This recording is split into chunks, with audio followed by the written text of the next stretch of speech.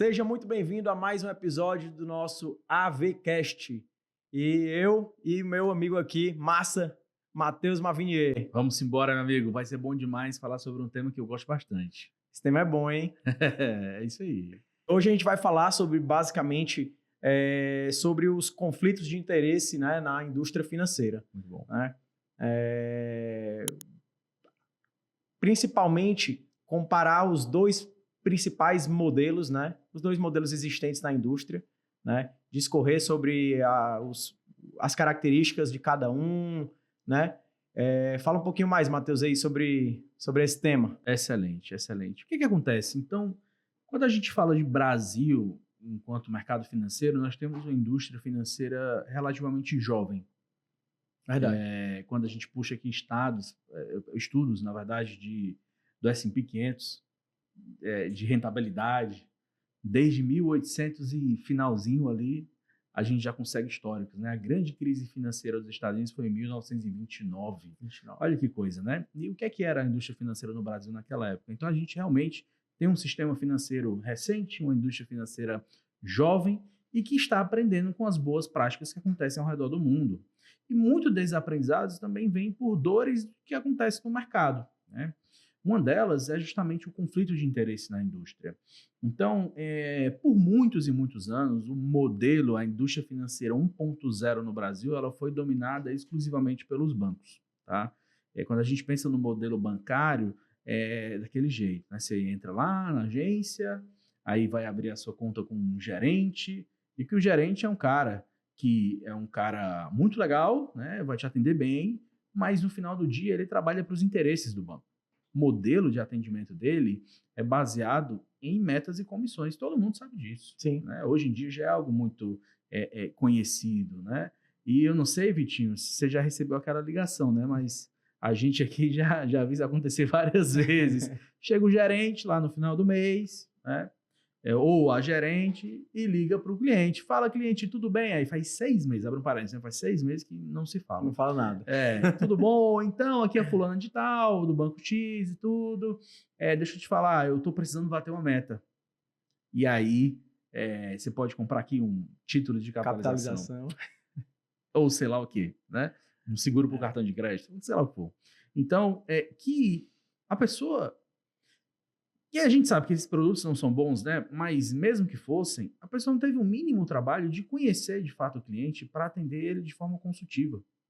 Verdade. É uma venda completamente pautada numa meta e numa comissão. E aí vieram ver uma indústria financeira, eu acho que eu chamo ela de 2.0, né? Que foi de 20 anos para cá, aonde vieram instituições muito interessantes, são as corretoras de investimento, se baseando no modelo americano de servir o cliente em relação aos produtos. Então, ela virou meio que um shopping financeiro e uma grande precursora disso no Brasil foi a própria XP Investimentos, né? Que foi nos Estados Unidos, modelou o que a Charles Schwab fazia e vamos trazer esse modelo para o Brasil. Então, passou a dar para o investidor um grande leque de opções de investimento. Só que o profissional que atende esses clientes, que é o assessor de investimento, ele trabalhava até então igual ao modelo do banco.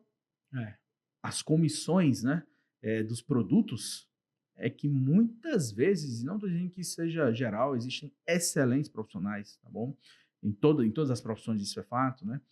Não seria diferente do mercado financeiro, mas muitas vezes pode ser que a sugestão de investimento ela esteja pautada, por exemplo, numa comissão maior e não aquilo que de fato é melhor para o cliente. E é natural, voltando para aquilo que eu iniciei, né? Como é que então acontece nas indústrias mais evoluídas? Como é que é nos Estados Unidos? Como é que é na Europa? Lá, obviamente, o investidor americano, o investidor europeu já quebrou muita cara com essa questão do comissionamento. Porque imagina, se você vai num médico e é assim, a consulta é de graça. Aí começa logo achando estranho, né? Consulta de graça? Peraí. Aí o médico vai lá, te receita alguns remédios, né? Você vai na farmácia, escolhe os remédios lá, a receita dele deu 3, 4, 5 mil reais. Se fosse um genérico, teria dado 100. E aí daí você descobre, agora eu entendi por que essa consulta foi de graça. Porque ele, por exemplo, não que isso aconteça, né? Mas um exemplo aleatório, Ele foi comissionado pela venda de um produto. E imagina, você vai confiar a sua saúde a um profissional dessa forma? Você confiaria, Vitinho? De forma alguma, né? Quem dirá também você confiar a sua poupança, a sua aposentadoria, o seu dinheiro muito suado a profissionais que trabalham dessa forma? Faz sentido? Nenhum sentido, cara. E, Nenhum sentido. por incrível que pareça, é assim que hoje 99% das instituições trabalham. É. Aí, voltando agora para os mercados envolvidos. Então, o que acontece? Nos Estados Unidos, na Europa, né, por terem essas dificuldades esses conflitos de interesse, se criou um modelo onde o profissional passa a ser remunerado diretamente pelo cliente e não mais pela instituição e pelos produtos. E isso garante que quebre a questão do conflito de interesse. Vamos ver se o cliente é que está pagando ele e não um produto financeiro.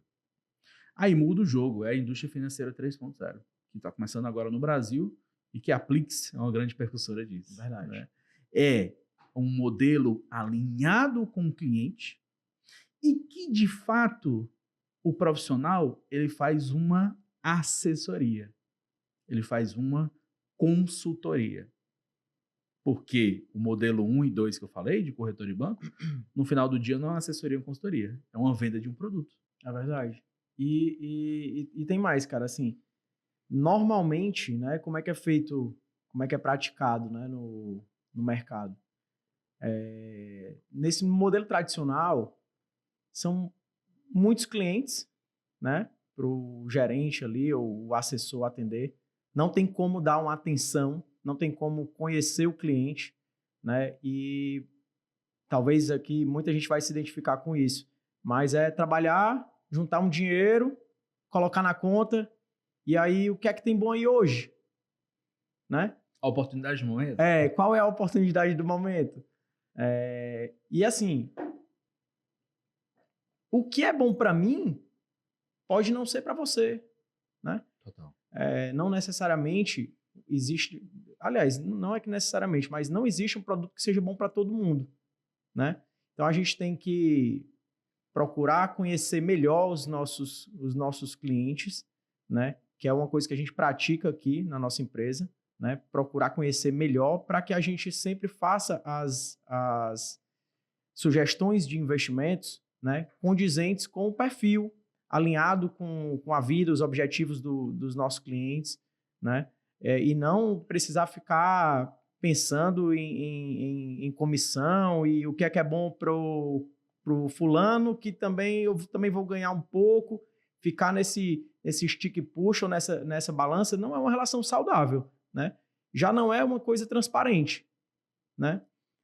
E aí você imagina como é complicado trabalhar desse jeito, porque já tem toda a questão macroeconômica, o que é que está acontecendo na China, o que é que está acontecendo nos Estados Unidos, o que é que está acontecendo aqui dentro do nosso país, para você ainda ter que ficar se preocupando em ofertar, fazer seu trabalho bem, né? Ofertar um produto que seja bom para o seu cliente, mas que de fato também lhe remunere ali alguma coisa, porque no final das contas todo mundo precisa ganhar dinheiro, né? Com toda certeza. E todo mundo tem a escola dos filhos para pagar, o aluguel, o financiamento, os sonhos para realizar também, viagens e etc, né?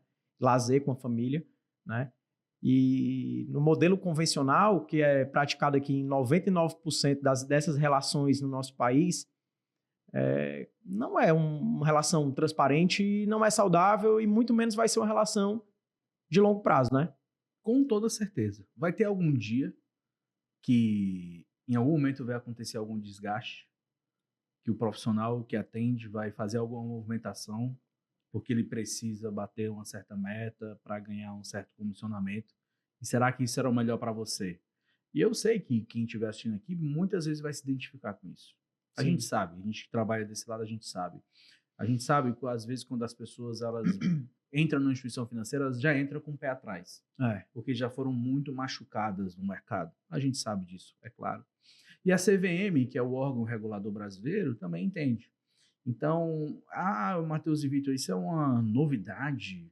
Não, não é. Não é. Na verdade, as grandes fortunas, elas sempre tiveram acesso a esse tipo de modelo. Uma pessoa que tem muito dinheiro, né? centenas de milhares de reais, ela não vai consumir um atendimento pautado em comissão. Não faz sentido nenhum. Afinal, o que ela quer no final do dia é colocar a cabeça dela tranquila no travesseiro e saber que aqueles investimentos, aquele patrimônio que ela construiu, está muito bem cuidado e muito bem encaminhado para os objetivos dela e não de uma instituição ABC. Sim. Então, o que a CVM fez e que possibilitou assessores aí de investimentos também trabalharem dessa forma, no que a gente chama assim de varejo alta renda, né? É uma atualização numa norma que chama CVM 179, para quem quiser ter curiosidade, pode entrar aí no Google e pesquisar sobre. E essa norma ela trouxe transparência e também possibilitou o assessor de investimento trabalhar nesse modelo, porque até então, eu que já tenho alguns anos aí de carreira nesse mercado, eu era obrigado a trabalhar no modelo anterior. Não tinha nem a opção. Não tinha. Só quem tinha essa opção eram os consultores de investimento de CVM. E que ainda estava muito incipiente no mercado. Agora também tomou bastante força. Excelente. Para o cliente é excelente. Então, houve essa atualização da legislação onde ela fala que o assessor pode trabalhar de uma forma aliada com o cliente, cobrando uma taxa fixa sobre o patrimônio, e para o modelo tradicional, agora as corretoras elas são obrigadas a colocarem relatórios trimestrais para os seus clientes, mostrando qual foi a rentabilidade, né? Qual foi as taxas que foram cobradas sobre aqueles produtos. Existem algumas ressalvas, conflitos de interesse de mercado, até dentro da legislação tem. Não é fácil mudar isso, não é fácil. É uma cultura muito enraizada, principalmente por parte dos bancos. Inclusive, os produtos bancários estão excluídos dessa norma porque a instituição que regula não é a CVM, é a Ambima, então aí cenas para próximos capítulos. Mas é um avanço, porque aí, agora, de fato, o cliente, se ele tiver o mínimo interesse, ele vai conseguir saber minimamente se, e óbvio que as pessoas precisam ser remuneradas, como você falou, mas se não tem absurdos que estão sendo feitos com os investimentos dele. E normalmente esses clientes são aqueles que estão insatisfeitos com a rentabilidade, Sim, que foram colocados produtos que não faziam sentido para ele, e gera todo esse desconforto, né? Então, eu vejo muito dessa forma uma evolução fantástica para o mercado. Trabalhar no modelo que a gente chama aqui no Brasil de FII fixo. No exterior é fee-based, né? É o mesmo termo, só que em inglês, onde a gente tem a liberdade de acordar os honorários com o cliente. E aí, para aquelas instituições, né? E é uma das vantagens que eu acho maravilhosa, Vitinho, é assim, para as instituições que são alinhadas com esse modelo, um dos benefícios quando o cliente adere a isso é que ele também recebe as comissões de volta para ele. sim. E isso é muito bom, porque não é que um produto tem comissão que ele é ruim. É claro que não, gente. Tem excelentes produtos que também têm um incentivo financeiro para ser distribuído. Isso é normal. Isso é normal. Não é uma regra, né? Exato. Agora, o principal por que ele foi decidido? Foi por conta disso? Não, não mais. Não mais. Então, é uma evolução fantástica. E aí, assim, Vitinho, como é que é essa relevância nos mercados internacionais desse modelo, né? Como é que foi a adesão? E será que isso vai acontecer no Brasil, na tua visão? Cara, quando a gente para querendo ou não, a gente sempre se baseia, né? Pelo menos deve se basear, né? Nas referências boas, né? Nos modelos que já deram certo, né? Quando a gente para olhar grandes nações, né? Países desenvolvidos, né? Referências de países que são referências em investimentos, como o caso Suíça, Estados Unidos, vários países da Europa, por exemplo.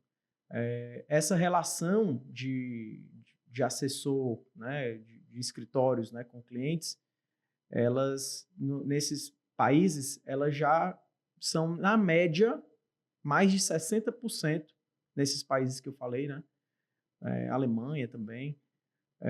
60% dessas relações já são FII fixo, né, ou fee-based, né? E o modelo comissionado lá tem cada vez mais perdido espaço, né? O fee-based, o modelo alinhado aos propósitos do cliente, o modelo transparente, ele tem cada vez mais alcançado mais espaço na indústria lá fora, né? Inclusive tem um estudo bem legal da Vanguard, né? Que é uma gestora, uma das maiores do mundo. Tem muitos índices passivos, né? ETFs, etc. Tem, bastante.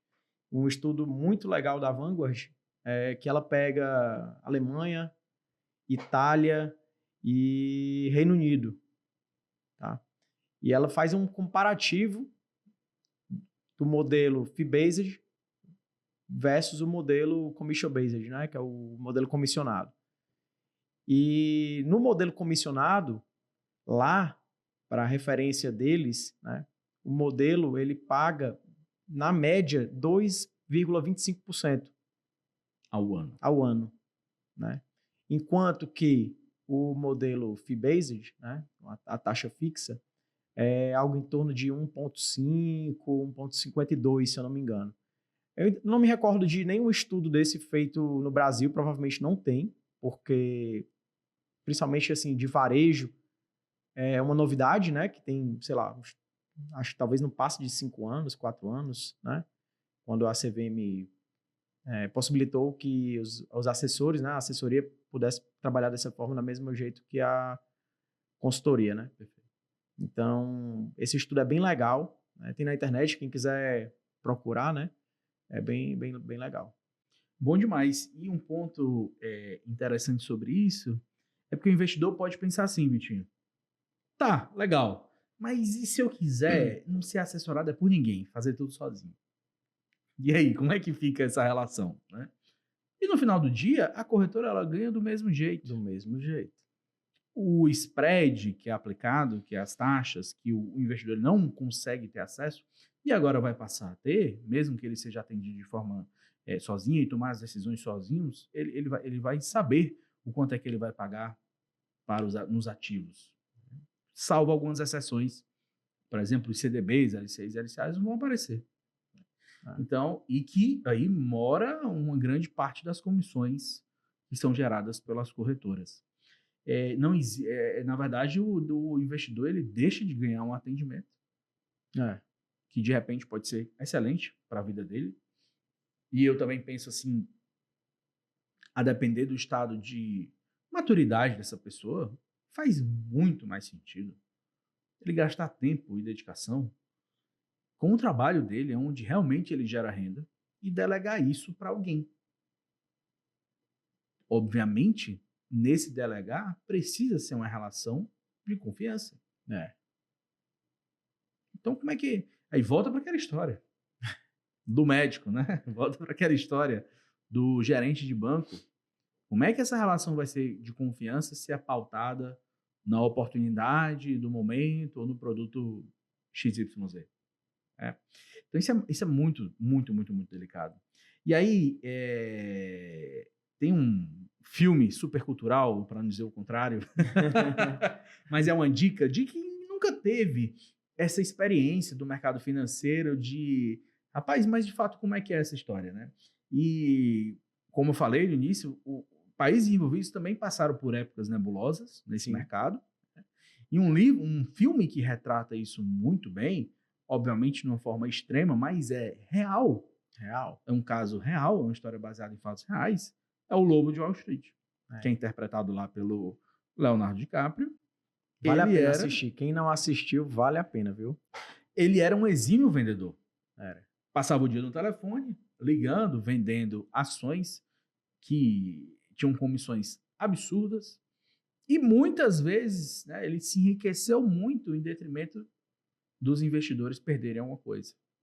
Né? Então, assim, é justamente esse tipo de modelo que não é saudável as pessoas receberem. Não é? Então, vale muito a pena assistir esse filme, que isso vai com certeza refrescar a mente de vocês e entender o que é que a gente está falando aqui. Caso você não tenha tido ainda, porque pode acontecer, né? A pessoa ter tido só boas experiências. Sim. Né? Então, a pessoa só tem tido boas experiências, mas caso ainda não tenha tido essas experiências ruins. Aí você falou também uma coisa sobre aqui no Brasil. De fato, não há estudos, né, do ROA das comissões, mas como é que são as taxas que são aplicadas aqui? Como é que hoje, de fato, o investidor pode acessar? Quanto é que custa esse trabalho? Cara, depende. Primeiramente, depende do patrimônio, né? Existem algumas faixas, né? E cada escritório, isso não é uma regra, tá? Mas, assim, a faixa de entrada, digamos assim, né? Seria 1% ao ano, né? Sobre o patrimônio. Sobre o patrimônio, né? Tem alguns pormenores, né? Geralmente a gente exclui a posição de renda variável, né? Ações e fundos imobiliários, porque o cliente já paga isso, né? Da B3 não tem sentido, então a gente exclui isso do cálculo, tá? E não é nem sobre esse 1%, não é sobre essa taxa, né? Acho que o grande lance aqui é você conseguir fazer um juízo de valor. Muito bom. Porque você vai ao médico, você sabe quanto é a consulta, você vai num restaurante, você sabe quanto foi que deu a conta, você vai colocar gasolina no carro, você vai fazer qualquer coisa, você sabe o preço de tudo que você está pagando. E as pessoas não sabem qual o valor que estão pagando para a pessoa cuidar do dinheiro. Sem hipocrisia, sem nada, mas depois da saúde, eu acredito que o dinheiro seja a coisa, ou pelo menos uma das coisas, tá ali, sei lá, no top 3, as coisas mais importantes para uma pessoa, né? Afinal, ele é o meio para quase tudo da nossa vida. Exato, né? Para Não realizar seja o fim, né? Mas é o meio. Sim, realizar um sonho, inclusive volta aquele que a gente conversou no nosso primeiro episódio, né? Vira e mexe a gente está conversando sobre isso, mas enfim, realizar sonhos, fornecer um tratamento de saúde para um ente querido que é muito caro e você quer dar o melhor, né? Então, assim, você sabe o preço de tudo e você não sabe quanto você paga para cuidarem do seu dinheiro. Então, é a mesma coisa que você vai no restaurante, você comeu uma comida boa, você teve um bom atendimento e você tem ali o preço que você paga, né? Você sair para jantar e você saiu com a sua família e teve o jantar foi bom, comida maravilhosa, o atendimento foi bom, né? Mas foi R$3.000. Vou dar um exemplo. Né? Se é caro, é barato? Depende, porque você pode, com essa mesma família, você ir para um restaurante que a comida estava horrível, né? Que o atendimento foi péssimo, a experiência lá foi horrível, estava quente, alguém viu uma barata passando em cima da mesa, sei lá, e você pagou R$200. Foi barato? Eu acho caro pela experiência. Pois é. Então, assim, é tudo muito relativo. Quando você sabe, né, a qualidade, você sabe a qualidade do serviço, o preço que você está pagando, né, e o acompanhamento que estão fazendo com o seu patrimônio, você juntando esse tripé, você consegue dizer por você mesmo se você acha caro ou barato. Sim. Né? Acho que o ponto de decisão não é sobre instituição A faz para o meu patrimônio 1, instituição B fez 0,8. Sim. Mais importante que isso é saber qual é o serviço que você vai receber. Isso é muito abrangente. Afinal, quando a gente fala de finanças, a gente não está falando só de investimentos. A gente está falando de outros sonhos e projetos que a gente que está acostumado a usar uma inteligência financeira pode ajudar a economizar muito. Exemplo, como adquirir um imóvel? Qual a melhor forma? Qual a forma mais econômica, mais planejada? Ou a tabela de imposto de renda de resgate da minha previdência. Sim. Está lá dormindo no banco há 10 anos na progressiva. Poderia estar no regressiva. Que impacto isso teria na minha vida financeira? Gigante. Viu? É gigante. Gigante. Esse 1%, literalmente. Eu acho que sai na primeira gota da urina, né? Nem na urina. Então, existem muitos impactos que um serviço que realmente olha para você de forma global no seu lado financeiro pode trazer para você. E que não necessariamente estão correlacionados apenas só com os investimentos. Sim. Né? Então, é muito isso, sobre o serviço do profissional que está te atendendo. Qual é o know-how que aquela pessoa tem, como é que ela consegue te ajudar. E claro que os investimentos, ela perpetua, por ter um peso muito grande, normalmente a porta de entrada, a pessoa nos procura querendo investir melhor, mas saiba que existem muitas coisas na sua vida que podem ser ajustadas e que, se fizerem sentido, vão trazer um impacto financeiro muito grande para você, uma inteligência financeira muito grande. Sejam elas que a gente faz ou não, mas uma coisa a gente sabe fazer é a conta. É verdade. Uma coisa a gente sabe fazer é a conta.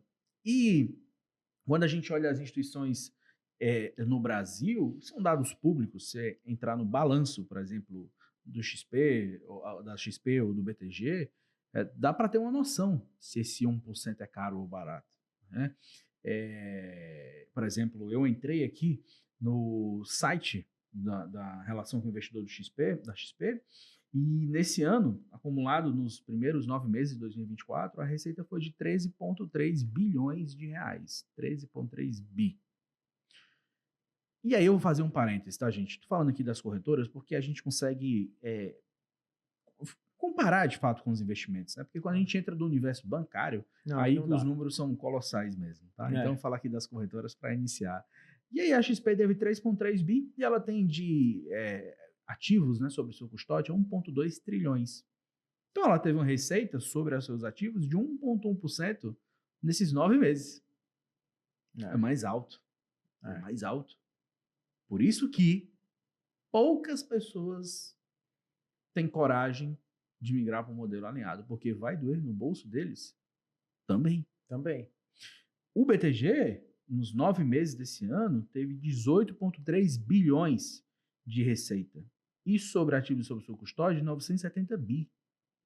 Foi um ROA, né? Um retorno sobre os ativos de 1,9%. Mas muito. O dobro do 1%. Claro, tem um disclaimer. Matheus, aqui é só sobre os produtos de investimento? Não. São instituições financeiras que também têm outras linhas de receita. Sim. Mas, como eu falei, se um serviço engloba a sua vida como um todo, a gente vai conseguir otimizar o máximo que der aqui do nosso lado para você ter os melhores resultados. E tem um efeito qualitativo que é muito difícil de quantificar, mas é muito difícil. Mas é o que a gente chama aqui de pular as fogueiras. Paz aí é quase que intangível. É intangível, porque o mercado ele é cheio de pegadinhas. E muitas vezes você ter alguém que minimamente realmente esteja preocupado em proteger teu patrimônio, não querer, porque o profissional ele poderia querer, se eu vou querer aumentar ao máximo a rentabilidade do meu cliente e assumir riscos desnecessários para a carteira crescer. Não, mas se você está acordado, seu cliente, eu quero proteger meu patrimônio, faz muito sentido também ter um filtro muito grande nos investimentos que irão para aquela carteira. Perfeitamente. Por que a gente está falando de conflito de interesses, em comissões que são pagas, mas também existem outros conflitos de coisas podres que vêm para o mercado, travestidas de uma coisa muito bonita. Sim. E o investidor entra e lá na frente vê um resultado. Um crédito privado que a empresa deu recuperação judicial, que não foi acompanhado o endividamento da empresa. Fundo imobiliário aí setipado com vários problemas aí de default. Então, são muitas pegadinhas que tem no mercado e que isso é muito difícil de quantificar para o cliente. Mas é impressionante, né? Quando a gente traz essa tranquilidade, esse olhar para o cliente e conseguir, ao máximo, pular essas fogueiras, o retorno no longo prazo é muito significativo. É gigante, cara. Gigante. Hoje, por coincidência, eu fui tomar café com um cliente e acabei conhecendo o padrasto dele, né? E aí o cara é um investidor e tal, tem negócios, ele não é brasileiro, é holandês, e aí mora aqui. E tem negócios lá e aqui, e tem uma assessoria de investimentos em alguma instituição, estava conversando um pouco. E aí ele perguntou como funcionava o nosso trabalho, e aí eu falei, olha, é um pouco parecido com como funciona lá na Europa. A gente entendeu isso, mas na Europa eu pago uma taxa sobre o meu patrimônio e tal. Pois é assim Exato. que eu trabalho aqui. Olha que legal. Poxa, ele achou super interessante, né? E aí ele falou, é engraçado você conversar sobre o conflito de interesse, porque eu lembro quando eu comecei a investir numa assessoria que eu tinha no passado, há uns 5 anos atrás, me entubaram em algumas operações que eu perdi quase 100 mil reais. Coisas totalmente conflitadas, É né? verdade. E muito provavelmente essas operações foram feitas em detrimento de alguma comissão ou porque tinha algum benefício ali para aquele momento. Então, eu acho que isso acaba sendo intangível para o cliente, porque ele não participa desse tipo de operação, mas que com certeza volta para ele num retorno melhor, numa carteira mais sadia, É. uma carteira que realmente conversa com os objetivos dele, com ativos que fazem sentido para o planejamento dele. E no final a gente vai conseguir entregar um resultado que de fato faça sentido. Então, voltando agora, mas assim, não muito pelo lado qualitativo de pular essas fogueiras, né, mas sim pelo lado quantitativo. Eu acho que vale a pena a gente abrir a cortina mesmo, mostrar como é que são os bastidores desse mercado, né? Da tela para frente. Sim. Como é que funciona, por exemplo, a indústria de fundos, a indústria de renda fixa, e tem várias taxas ali que não são muito claras para o investidor, Não são. e como é que ele ter conhecimento sobre isso talvez traga mais clareza. Com certeza. Inclusive, existem inúmeros produtos, fundos, por exemplo, né, que a gente está falando aqui agora, que não pagam nada de comissão, né? E não necessariamente um produto que ele não pague comissão, ele seja bom ou ruim, tá? Mas existem produtos que eles são tão bons que eles não precisam de nenhum incentivo para serem vendidos, tá? Um grande exemplo aqui é o fundo Gavia Macro Plus, tá? E aí você pode fazer, inclusive, esse comparativo, colocando aí naquela plataforma que todo mundo conhece, Mais Retorno, e comparar os retornos do Gavia Macro com o Gavia Macro Plus, tá? E aí, Matheus, o investidor, inclusive, pode colocar no seu aplicativo e buscar por Gavia Macro Plus. Quando você digita a palavra Gavia e coloca Enter, né, e obviamente isso aqui não é uma recomendação de investimento, tá? Sim. Zero. Mas quando você coloca lá Gavia, Enter, só vai aparecer o Gavia Macro, tá? Gavia Macro Plus é um produto também, bem, obviamente, parecido com o Gavia Macro, porém com operações mais sofisticadas, né? E ele é um exemplo de um produto que ele não remunera nada de comissão para o escritório, tá? Então, o investidor, ele não tem acesso a esse tipo de produto, tá? Isso foi apenas um exemplo. Ou seja, para o investidor ter acesso a esse tipo de produto, alguém teria que oferecer a ele, enviar para ele. Ele sozinho, por conta, não faria. Não tem como. Não tem então, um investidor que está no modelo alinhado, ele passa a ter acesso a outros ativos Perfeito. que não estão numa prateleira. Perfeito. É uma salazinha escondida. Pronto, perfeito. E assim, na renda fixa, independentemente do assessor mandar a ordem, né, ou o cliente ir lá na prateleira, na plataforma lá e pegar o ativo, né, o que não fica claro é que existe uma banda ali, né, de taxas que é navegável, tá? Então, a renda fixa, aquele valor que ela aparece ali no aplicativo, no site, enfim, é ali uma taxa mínima. A partir do momento que o nosso, que já está resolvido, né, a gente deixa de trabalhar para a instituição e passa a trabalhar para o cliente, tá? Ou seja, a gente tem automaticamente acesso à taxa máxima na renda fixa, tá? E a gente, é importantíssimo frisar que quanto mais os nossos clientes ganharem dinheiro, quanto maior a carteira crescer, mais, obviamente, a gente vai ganhar, porque a gente ganha aquele percentual em cima do patrimônio, né? Então, é muito importante que a carteira do cliente cresça. Se a gente fosse dar um exemplo numérico no caso da renda fixa, ao invés de um CDB pré, 12% ao ano, ele teria acesso, então, a uma taxa mais alta. Mais alta.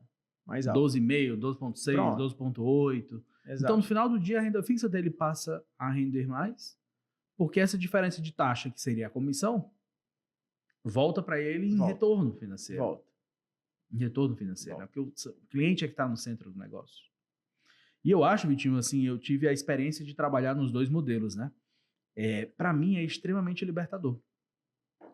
Verdade. É muito bom trabalhar no modelo alinhado, porque um exemplo, por exemplo, da própria renda fixa, o Tesouro Direto não paga nada. E é um ativo que, sem recomendação de investimento nesse momento, né, atual, mas é um ativo que está pagando taxas historicamente altíssimas e pode fazer muito sentido para vários perfis de investidores. E você ter a liberdade de indicar isso sem nenhum viés de comissionamento é muito bacana, porque poxa, o cliente vai ganhar muito mais dinheiro. Vai ter um retorno fantástico nas aplicações, né? E é muito legal. Eu acho que essa questão de você trabalhar no modelo alinhado chega a ser uma filosofia de vida. Mas cara. É total. E outra coisa, o cliente ele pode demitir você a qualquer momento. Então, tipo, não é só mudar ali o modelo e esperar. Não, cara. O cliente ele pode, se ele estiver insatisfeito, fazendo aquele tripé, o juízo de valor, ele consegue saber se o atendimento tá bom ou tá ruim. E ele pode demitir literalmente a qualquer momento, né? Ele tem liberdade, ele não tá preso. Sim, não tá preso. Eu acho que o assessor, quando ele entra no modelo fee-based, ele está abrindo mão de um curto prazo, que seria uma comissão ali na frente, né? Isso. Uma comissão que no mercado é chamada na cabeça. Para receber algo no longuíssimo prazo. E se o cliente pode sair a qualquer momento, ele tem que estar ali sempre trabalhando para entregar o melhor dele, porque eventualmente o cliente sai antes de ele ter um retorno financeiro de fato, o assessor vai ficar a ver navios. É verdade. Então, é muito legal, sabe, Vitinho? Assim, cara, no final do dia, o ponto é, a gente não trabalha para corretora nenhuma, para banco nenhum e nem para o nosso escritório. A gente trabalha para o cliente. O meu patrão é o meu cliente. É ele quem manda, é ele que eu tenho que agradar. É verdade. É ele que eu tenho que cumprir o que foi combinado. Exatamente. Não é o CEO de empresa tal, dono de corretora tal. Para mim, isso é indiferente. As metas da corretora é indiferente. Isso aí é coisa deles. Sim. A corretora ela passa a ser apenas uma plataforma. Uma ferramenta de trabalho. Exato. Né? Afinal, a gente precisa de uma corretora para intermediar os investimentos. Sim. E aí ela passa apenas a ser uma plataforma e não o centro da nossa conversa. O centro da conversa passa a ser você, o cliente, o investidor. Total. E aí a gente vai para a questão do comportamento humano, né? Porque as pessoas, talvez pelo costume e por ser um modelo novo, né? Sim. Mas é estranho ter que pagar por isso, né? Não pagava antes, vou pagar agora? E ver o dinheiro saindo. Não pagava nada. Cara, quando você não paga por um produto, muito provavelmente o produto é você ali, né? A gente pode dar exemplos, sei lá, de redes sociais e, enfim, diversas outras coisas. Mas, e aí, Matheus? É para todo mundo mesmo, cara, isso? Por incrível que pareça, eu acho que não. Eu acho que o modelo consultivo, ele funciona muito bem para quem realmente precisa de um atendimento, quer um planejamento, que realmente quer entender a sua vida de forma global e financeira. Eu acho que é para todo mundo, pelo menos, conhecer, entender como funciona e ter um mínimo e ver se faz sentido. Mas se realmente a gente vai conseguir agregar valor, porque pode ser que a pessoa esteja muito bem obrigada e que, eventualmente, a nossa expertise não vai gerar tanto valor para a pessoa. Né? Então, faz sentido ter esse modelo se agregar valor para você. faz sentido estar nesse modelo se realmente você for para outro patamar de visão com os seus investimentos. Outro patamar em relação a relacionamento contigo. É Não ser apenas um relacionamento de venda de produtos, e sim um relacionamento consultivo. Eu vejo que, por exemplo, nos Estados Unidos, normalmente a pessoa conta com 3 profissionais, que são, assim, imprescindíveis para a vida dela. E aqui no Brasil, até o momento, são 2. E que está se tornando cada vez mais consenso esse terceiro. Primeiro é o contador. Todo mundo tem que ter um excelente contador.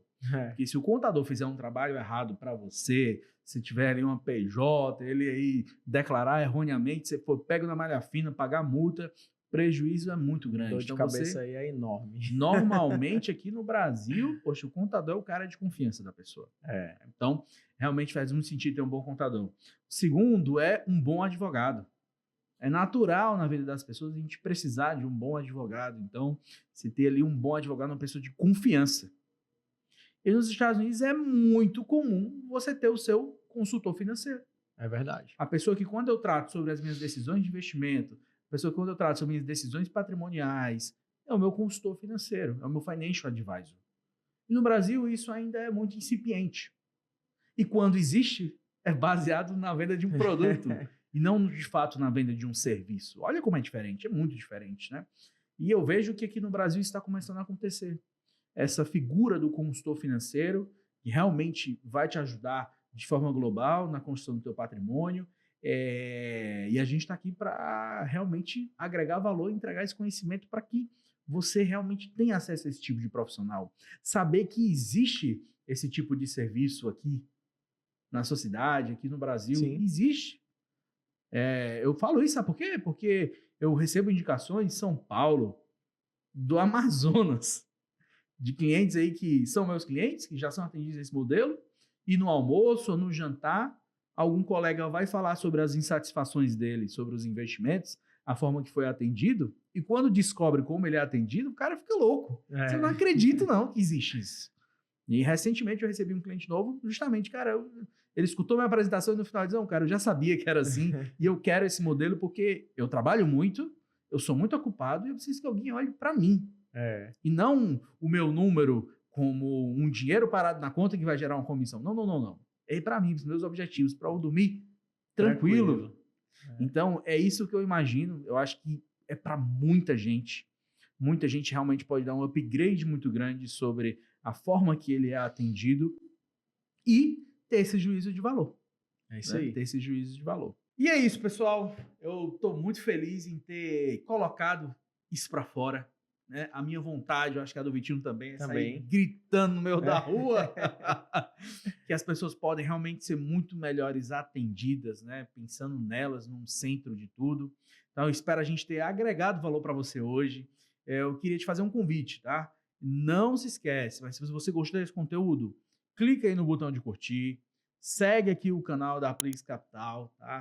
Compartilha também com um colega, um amigo seu, um familiar, que você sabe que está num modelo que não é muito legal, se pode, de repente, ajudá-lo nesse sentido também. E comenta aqui embaixo o que é que você achou, como é que você é atendido hoje, né? De repente, vai ser um prazerzão a gente responder lá os comentários de vocês, tá bom?